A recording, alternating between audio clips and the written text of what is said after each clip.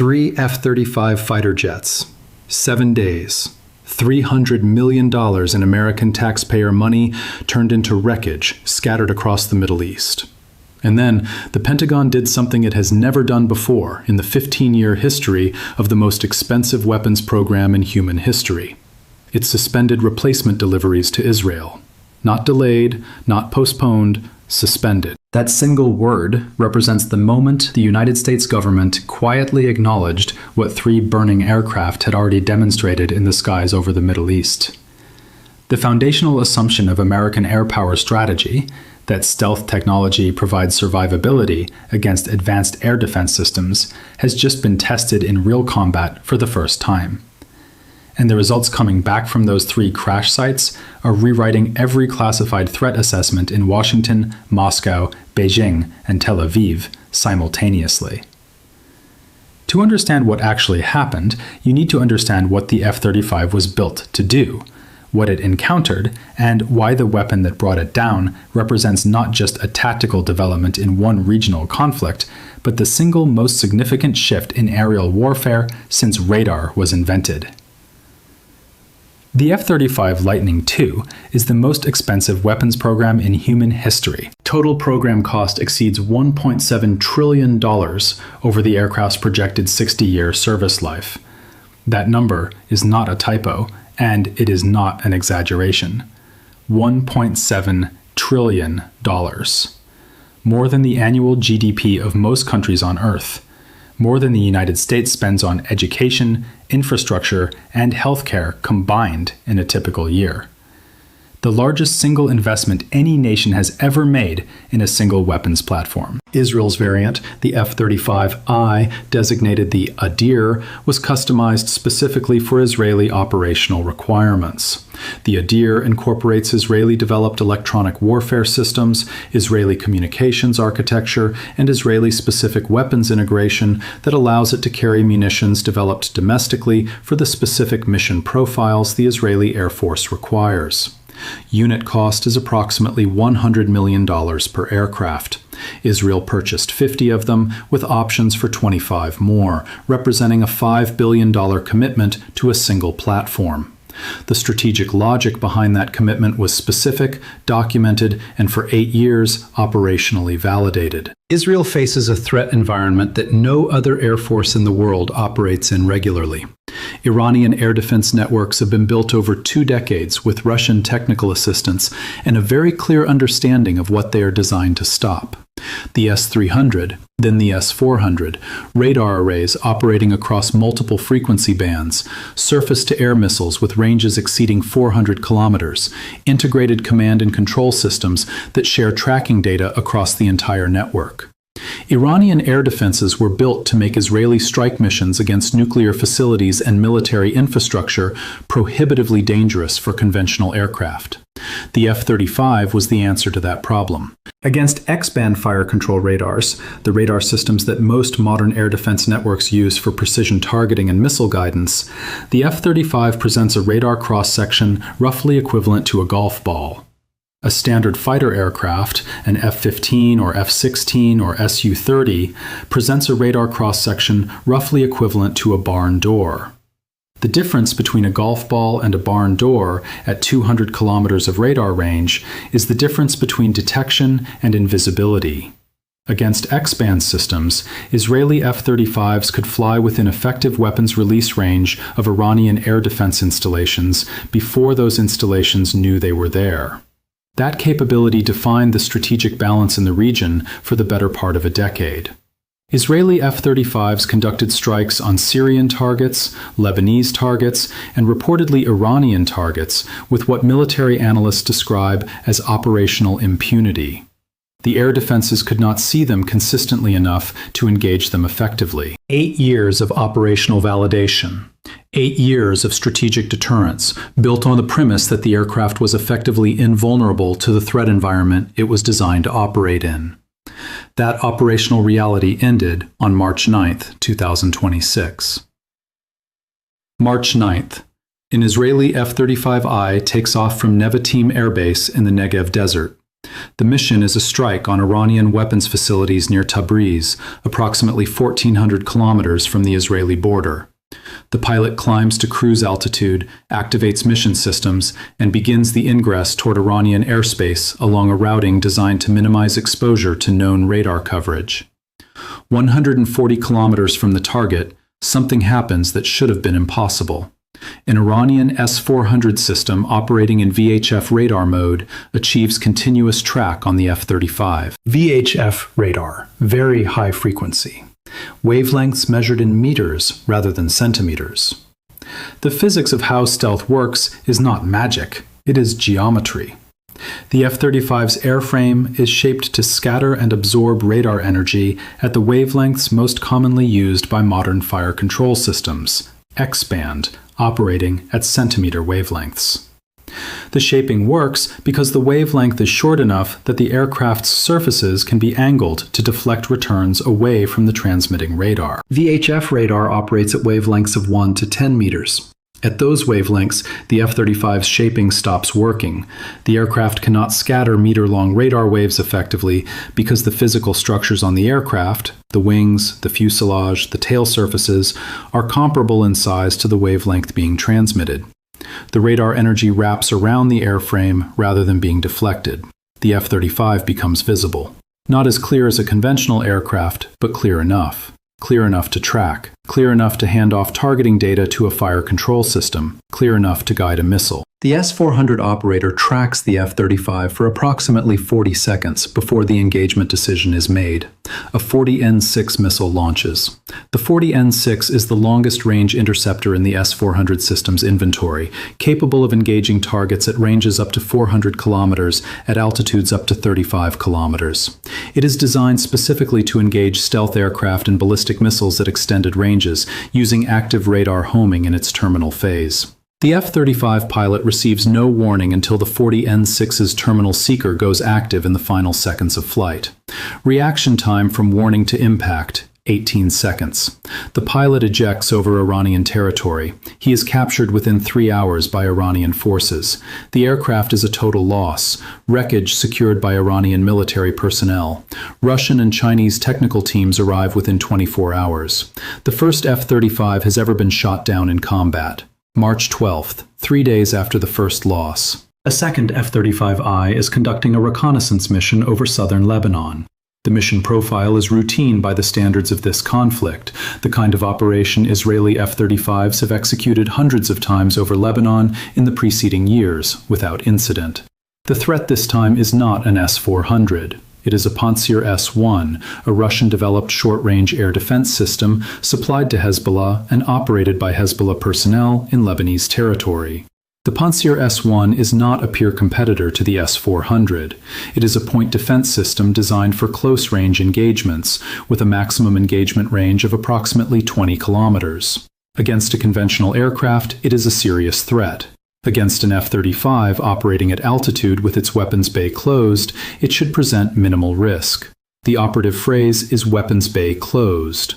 The F-35 carries its weapons internally, housed in bays recessed into the fuselage beneath the aircraft. Internal carriage is the key to the F-35 stealth profile. An externally mounted weapon, a missile hanging beneath the wing, creates the radar return of the pylon, the missile body, the fins, all of them contributing to a dramatically increased radar cross-section. The F-35 stores its weapons inside specifically to avoid that penalty. But internal weapons bays have doors, and when those doors open, the internal geometry of the bay is exposed to radar illumination. For the fraction of a second required to release a weapon, the aircraft's radar cross-section increases dramatically. That is an acceptable trade-off in a strike profile because the doors open for milliseconds during weapons release and then close again. The F-35 pilot over Lebanon needed to deploy flares, defensive countermeasures against infrared-guided threats that the aircraft had detected in its threat environment.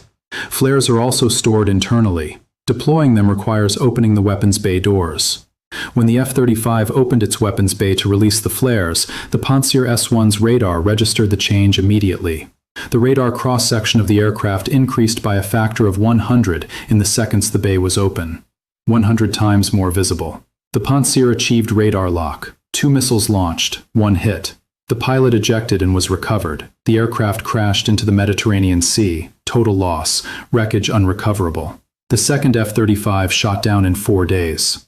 March 14th, 2 days after the second loss. The third F-35I is returning from a strike mission, not entering hostile airspace, not conducting a deep penetration profile, returning to base, approaching Ramat David Air Base for landing. What happens next has nothing to do with an enemy missile, or a radar lock, or an electronic warfare defeat.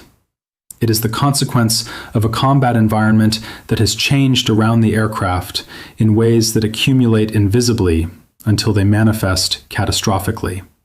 Iranian air defense systems have been forcing Israeli F-35s to operate below their optimal altitudes. High-altitude cruise profiles, the altitudes where the F-35 is most fuel-efficient, most survivable, and most capable of exploiting its sensors, have become more dangerous as Iranian radar coverage has improved. Israeli mission planners have been routing aircraft through lower altitudes to reduce exposure to the S-400's coverage envelope. Low-altitude flight through a combat environment where ordnance has been expended, where debris exists in the air, where the operational tempo has been sustained at a level that reduces maintenance intervals and increases the time aircraft spend between thorough inspections, is an environment where foreign object ingestion becomes a real and persistent risk. The F-35 has one engine, a single Pratt & Whitney F-135, the most powerful fighter engine ever built. The F-135 produces 43,000 pounds of thrust in afterburner. It is an engineering achievement of the first order. It is also a single point of failure. One engine, no redundancy. Foreign object ingested into that engine at the wrong moment during the wrong phase of flight produces a result with no backup option. The engine suffers catastrophic mechanical failure during the approach to Ramat David. The pilot attempts an emergency landing. The aircraft breaks apart on final approach. The pilot does not survive. 3 aircraft, 7 days, 3 completely different failure modes. Same result. What the S-400's VHF radar has done to the strategic calculus of this conflict extends far beyond the loss of 3 aircraft worth $100 million each. The S-400 system was supplied to Iran through a process that began in 2016, when Russia finalized the delivery of S-300 systems to Iran and subsequently upgraded Iranian air defense infrastructure with S-400 components and integration. The system Iran is operating is not a degraded export version. It is a fully capable variant with access to the complete sensor suite, including the 91 N6E surveillance radar, which operates across multiple frequency bands, including VHF, and the 96 L6E acquisition radar, which provides the tracking data that the fire control system uses to guide interceptor missiles. The integration that makes the S-400 effective against the F-35 is not in any single component. It is in the fusion of data from multiple radar systems operating at multiple frequencies simultaneously. The F-35 can defeat an X-band radar. It cannot simultaneously defeat an X-band radar and a VHF radar that are sharing tracking data through an integrated fire control architecture. The stealth optimization that makes the aircraft effectively invisible at X-band frequencies is the same geometric design that makes it relatively more visible at VHF frequencies. You cannot optimize the same airframe shape for both. The physics will not permit it. The Iranian S-400 operators understand this. They have had years of operational experience with the system and access to Russian technical expertise on exactly how to employ VHF radar modes most effectively against stealth aircraft. The track on the first F-35 at 140 kilometers was not luck. It was the result of a deliberate employment doctrine built around the specific vulnerability of the aircraft they were hunting. The 40-kilometer radar cross-section increase when the second F-35's weapons bay opened was not an unexpected discovery. It is a known characteristic of the aircraft that has been documented in unclassified research, that Iranian and Russian electronic intelligence operations have been working to exploit for years, and that the Pantsir S-1 operator was specifically watching for. 3 detections, 3 tracks, 3 engagements, 3 kills across 3 different threat systems using 3 different defeat mechanisms. That is not a pattern of lucky shots.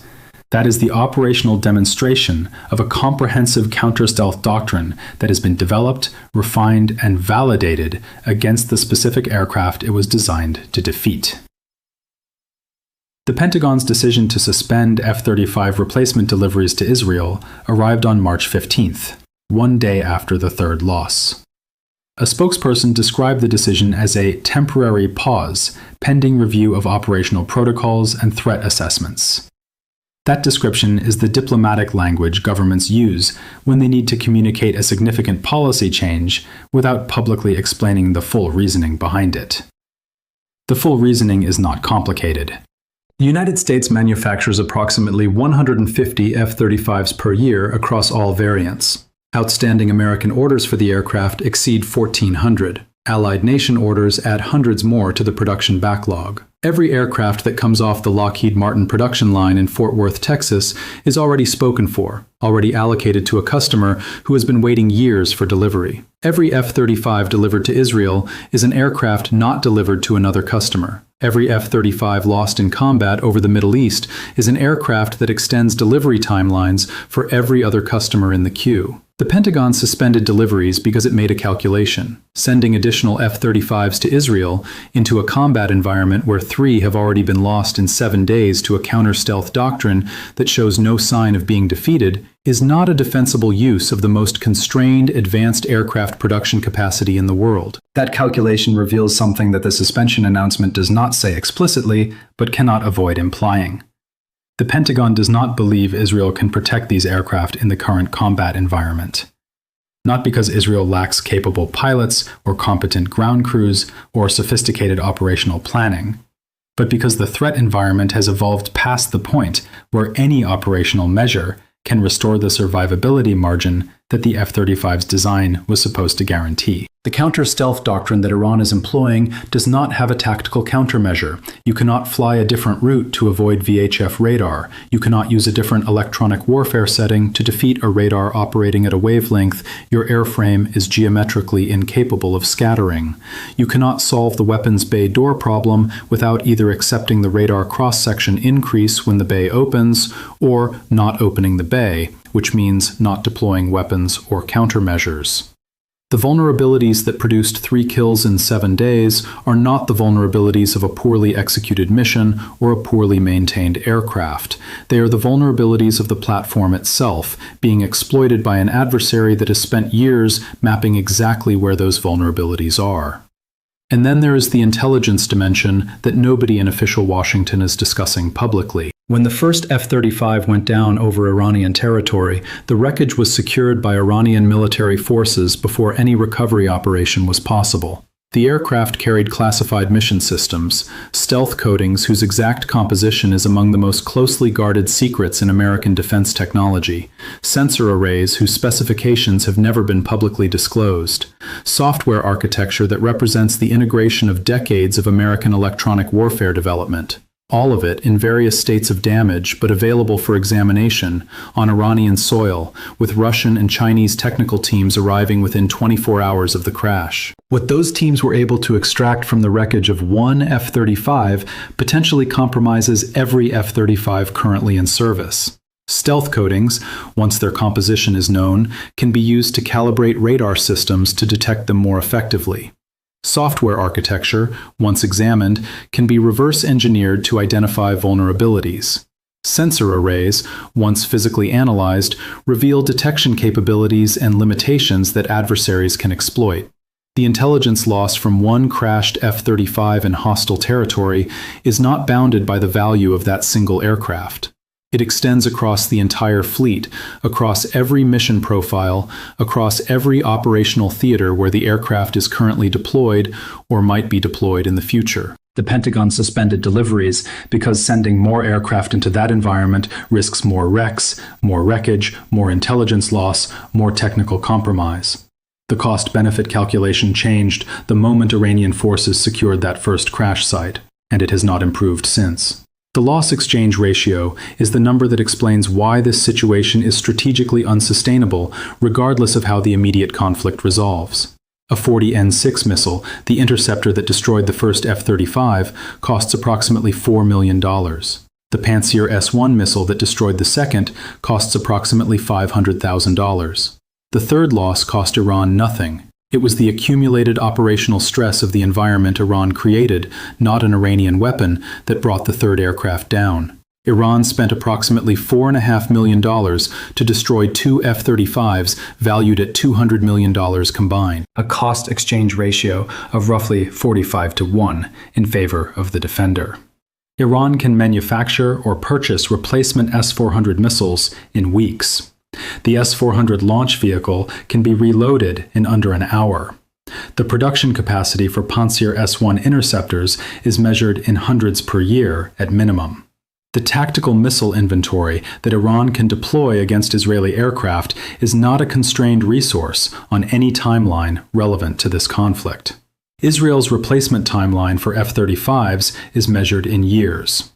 Not because Israel lacks purchasing power or political relationships with the United States, but because there is one production line in one facility in Fort Worth, Texas, producing 150 aircraft per year for customers across 14 nations whose orders were placed years ago and whose delivery schedules extend to the end of this decade. Israel started this conflict with 33 operational F-35Is.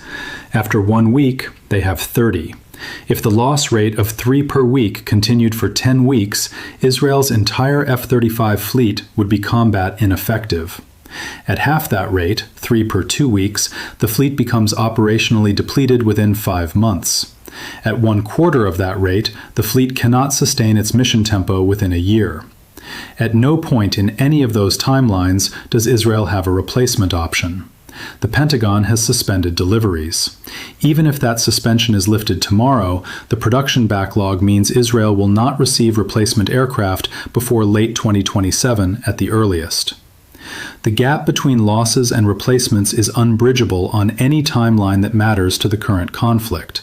And behind those numbers is a strategic reality that Israeli military planners are confronting in their classified assessments right now. The targets that required F-35s to reach, Iranian nuclear facilities, hardened military infrastructure, targets deep inside Iranian territory protected by layered air defense networks that older aircraft cannot survive against, those targets are now effectively off limits. Not because the political decision has been made to take them off the target list, but because the aircraft that could reach them is now being shot down by the air defense networks protecting them. The F-35 was purchased specifically to hold those targets at risk. The deterrence that purchase was supposed to provide, the Iranian calculation that Israeli aircraft could strike their most valued facilities at any time, has evaporated. Not because the aircraft doesn't exist, but because Iranian air defense operators have demonstrated they can find it, track it, and kill it before it reaches weapons release range. Iranian military planners, who were previously constrained in their decision-making by the threat of Israeli strikes on their facilities, are now making calculations in an environment where that threat has been materially reduced. Options that were previously considered too provocative, too risky, too likely to invite a response that Iranian air defenses could not manage, are back on the table. The strategic balance in the region, the calculation of risk and deterrence and capability that has defined the conflict environment for a decade, just shifted in Iran's favor. Not because Iran gained territory or destroyed an Israeli military base or achieved a battlefield victory in conventional terms, but because Iran's air defense operators demonstrated 3 times in 7 days that the aircraft Israel built its strategic doctrine around is no longer survivable in the environment it was designed to operate in. What happened to Israeli F-35s over the Middle East in the first week of March 2026 is not a story about one country's tactical losses in one regional conflict. It is the first operational test of stealth technology against near-peer air defense systems, and the results of that test are being read with meticulous attention in every defense ministry on Earth. Australia committed $17 billion to 72 F-35As.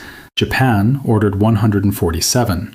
South Korea operates 40. Poland purchased 32. Every one of those acquisition decisions was made on the basis of assessments that concluded F-35 stealth provides decisive survivability advantage against advanced air defense systems. 3 losses in 7 days is evidence those assessments need revision. Not speculation, not theoretical analysis, operational evidence from a real combat environment against real advanced air defense systems with real aircraft and real pilots. Defense ministries in Canberra, Tokyo, Seoul, and Warsaw are writing internal assessments right now.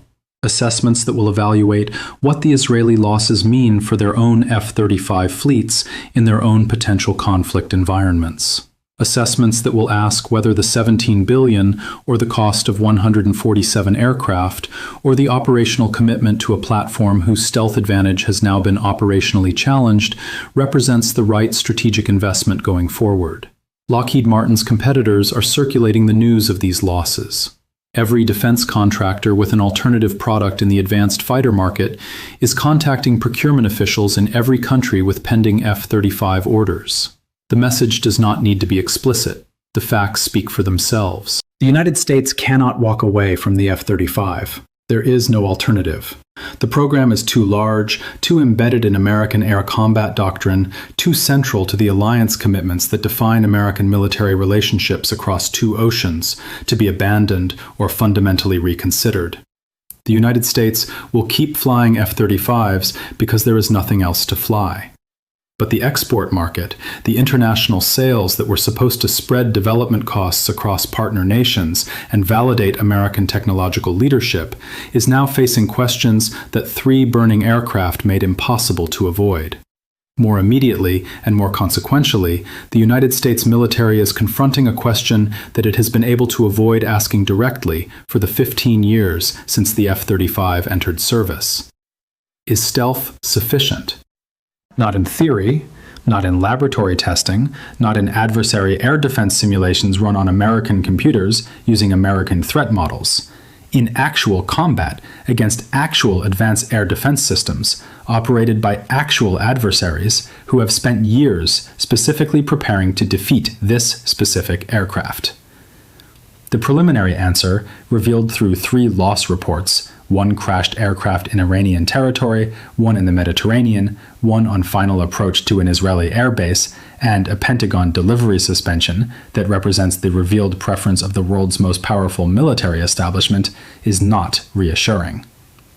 The F-35 was designed to guarantee air dominance for 50 years. 3 losses in 7 days just put an asterisk on that guarantee. And in military planning, asterisks get people killed. The next generation of air defense systems, the systems currently in development in Russia and China, using the operational data being extracted from Israeli F-35 wreckage, will be designed with 15 years of additional counter-stealth research incorporated into their targeting architecture. The S-400 found the F-35 at 140 kilometers. The system that comes after the S-400, informed by what was learned from 3 crash sites, will find it further. The cycle that has defined military aviation for a century, offensive capability forcing defensive adaptation forcing offensive redesign, is turning. The offensive generation represented by the F-35 has encountered the defensive generation that was built specifically to defeat it. What comes next in that cycle is being designed right now. In laboratories in Russia and China that received technical teams to 3 crash sites in 1 week. In defense ministries across the world that are writing assessments of what 3 losses in 7 days actually mean. In the classified briefing rooms in Washington, where the preliminary answer to whether stealth remains sufficient is being presented to people who will make the decisions that determine what American air power looks like in 20 years. 3 aircraft, 7 days, $300 million, and a strategic assumption that underpins the entire architecture of American air power, that stealth provides survivability, that the invisible aircraft wins, that $1.7 trillion buys dominance for 50 years, just encountered the operational environment that was always going to be the real test. The test is not over, But the first week of results has changed every calculation. Subscribe to From Report and turn on notifications. When the Pentagon's formal threat assessment is released, when Lockheed Martin addresses the export market questions these losses have raised, when Israel's operational doctrine adapts to an environment where its most advanced aircraft is no longer survivable on its most critical missions, the analysis will be here. Evidence first, what it means for you, always.